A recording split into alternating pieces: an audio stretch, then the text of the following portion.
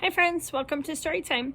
Today we're going to read a book called Inky the Octopus, and it's actually based off, it says right here, it's based on a real-life aquatic escape. So Inky is an octopus in an aquarium, and he escaped his tank that he was being held in. So the beginning of the book is going to feel like a story, but then at the end they kind of tell you about the real Inky. Okay, it's a really cool story, and the illustrations are amazing too. Inky the Octopus. I live in a world of see-through walls, in a tank with a locked-down lid.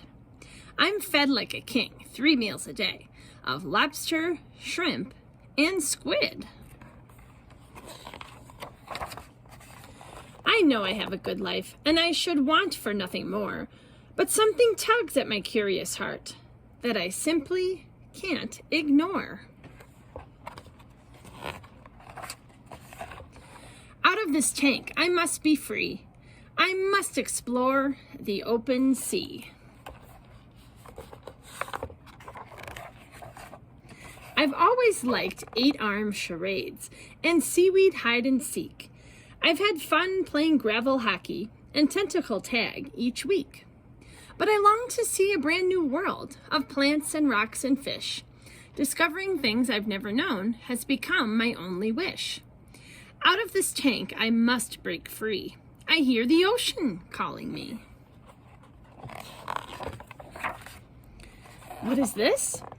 Tonight, it seems, my tank lid is ajar. This could be my one chance for change. Dare I hope that far? I tell my tank mate Blotchy we should bid our tank adieu. I tell him we'll be happier exploring someplace new. Blotchy says he'd rather stay within his comfy home. He doesn't feel the pull to see the far and great unknown.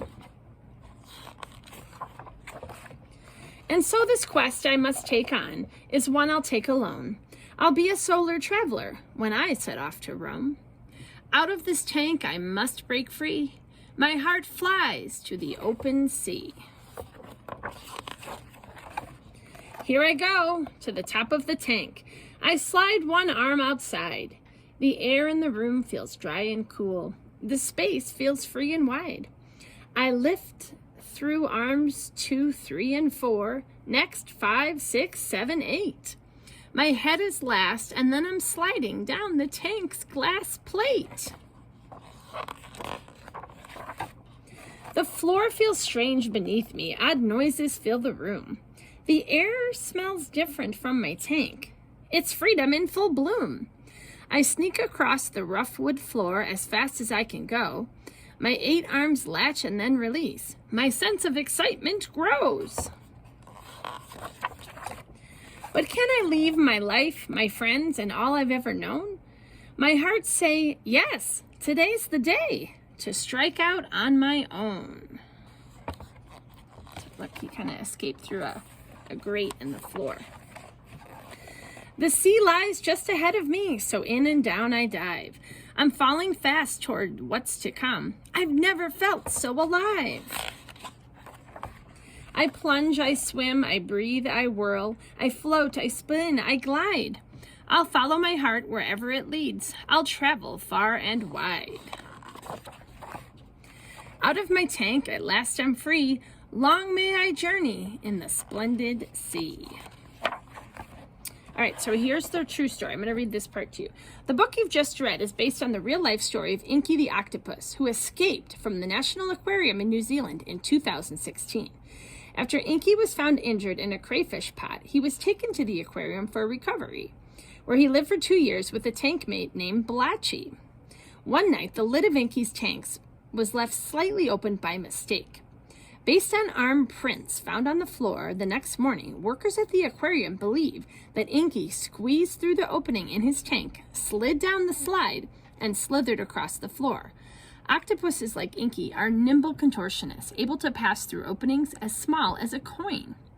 The only explanation for Inky's escape is that once free of his tank, he squeezed through an even smaller opening, a drain hole only 6 inches wide, and miraculously made it out to sea. Inky left his tank mate Blotchy behind in favor of the challenge and allure of the escape. He didn't even leave us a message, the aquarium manager said. Escape artists and marine biologists alike hope this Houdini of the sea is now happily swimming across the open ocean. So they don't really know what happened to Inky, but based on the prints that his suckers left behind, they believe he did escape and he's now out in the ocean. And then at the back of the book, there's also a couple of other octopuses that have done funny things. This Otto was able to turn on some lights. This Flo over here turned on the sink and caused a flood. And then this one also tried to escape, this Sid. And then on the last page here, there's some other really cool information about octopus. So that's kind of a great nonfiction book because it reads like a story, but you also learn some things about real octopus. I don't know what the plural of octopus is. Anyway, maybe you could tell me anything that you learned or anything that you know about octopus. All right, friends, we'll see you tomorrow.